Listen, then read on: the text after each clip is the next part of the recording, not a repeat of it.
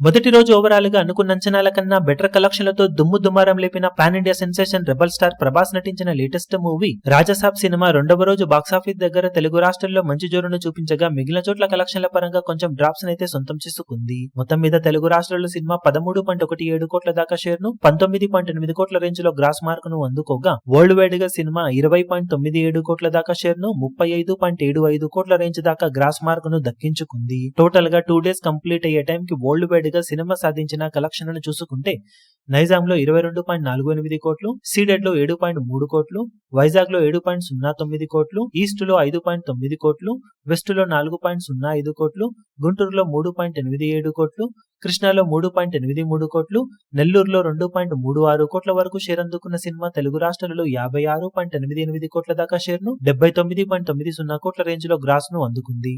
కర్ణాటకలో 6.05 కోట్లు, తమిళ అలాగే కేరళలో 95 లక్షలు, హిందీ అలాగే రెస్ట్ ఆఫ్ ఇండియాలో 6.35 కోట్ల దాకా షేర్ అందుకున్న సినిమా ఓవర్సీస్ లో 15.75 కోట్ల రేంజ్ లో షేర్ ను అందుకుంది. దాంతో టోటల్ వరల్డ్ వైడ్ గా 85.98 కోట్ల దాకా షేర్ ను 137.55 కోట్ల రేంజ్ లో గ్రాస్ మార్క్ ను సొంతం చేసుకుంది సినిమా. 209 కోట్ల వాల్యూ బ్రేక్ ఈవెన్ టార్గెట్ తో బరిలోకి దిగిన సినిమా ఈ 2 రోజుల్లో సాధించిన కలెక్షన్లతో 41% వరకు రికవరీని సొంతం చేసుకోగా మరో 123 కోట్లకు పైగా షేర్ అందుకుంటేనే బాక్సాఫీస్ దగ్గర క్లీన్ హిట్ గా నిలుస్తుంది. ఇక ఈ రోజు నుండి భారీ పోటీని తట్టుకొని సినిమా బాక్సాఫీస్ దగ్గర ఇప్పుడు ఎలాంటి కలెక్షన్లతో జోరును చూపించగలుగుతుందో చూడాలి.